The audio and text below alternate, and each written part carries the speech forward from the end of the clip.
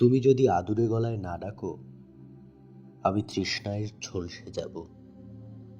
তবু তোমার বাড়ির পথেই ধুলো হয়ে উঠতে চাই।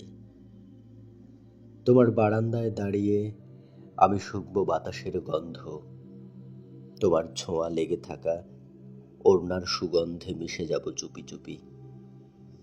আমি জানি তুমি তাকাবে না, তবু চোখের কোণে জমবে এক ফোঁটা অপেক্ষা।